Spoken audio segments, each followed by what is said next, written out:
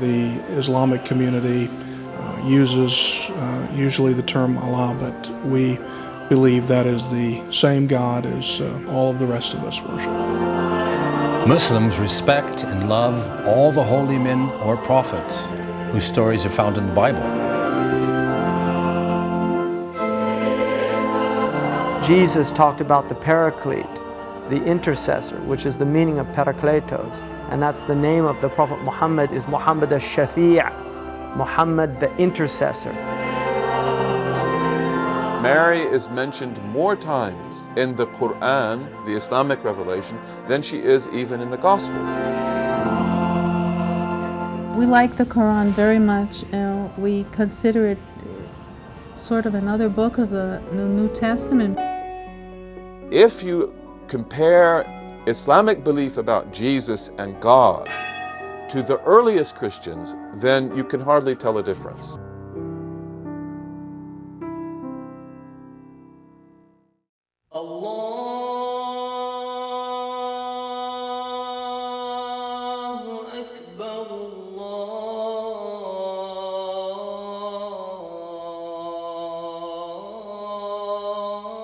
There are hundreds of names throughout both the Hebrew scriptures and the Christian scriptures.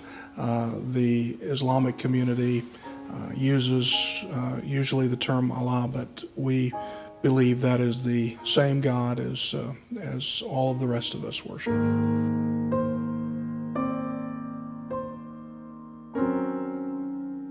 Allah is the proper Arabic name for God.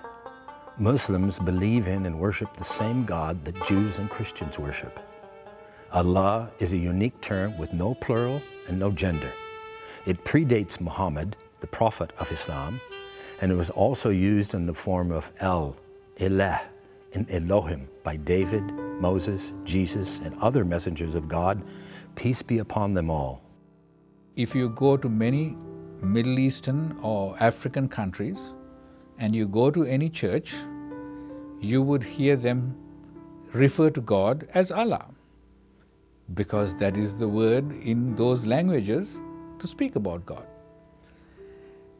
So what is the difference really?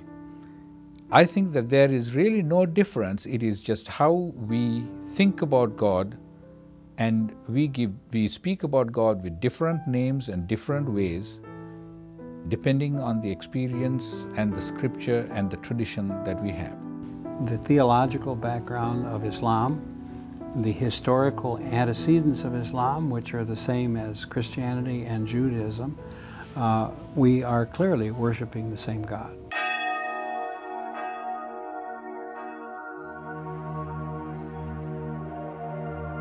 There's no doubt in my mind that we are under the same God, and that Allah is the name for God in Islamic tradition.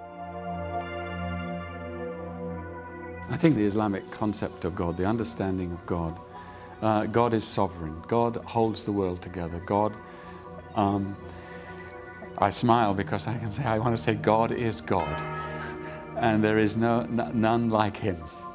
That is something that binds all humans together, humanity together. And what we miss in America in many ways, because of our brash culture, there's a lot of wonderful freedom in America, but because we're free, there's also a lot of trashy culture. And there's also, frankly, I think a lot of trashy religion. And what this culture could recover, and I think Islamic peoples in America could help us recover, is what I call the sovereignty and priority of God.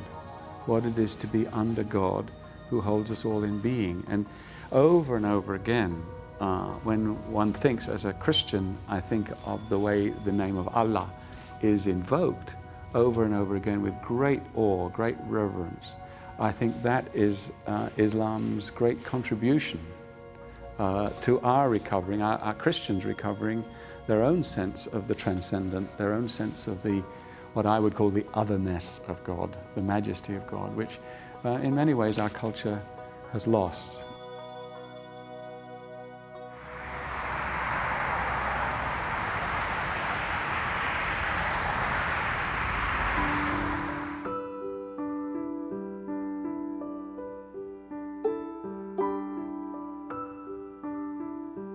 Islam is not a new faith. Muslims believe that it is the same truth that God revealed through all his prophets to every people. For a fifth of the world's population, Islam is not just a religion, but a complete way of life. Muslims come from all races, nationalities, and cultures across the globe. They have varied customs, languages, foods, and dress. Even the way they practice Islam may be different, yet they all consider themselves Muslim. Muslims are those who submit to do the will of Allah. They surrender to the Creator. They are seeking peace in this life and in the hereafter. And a Muslim is not restricted to the Middle East. A Muslim can come from any nation, come from any tribe. There are millions of Muslims in China, in India, in the former Soviet states, throughout Europe, Africa, the Americas. Everywhere in the world, you can find somebody who is a Muslim.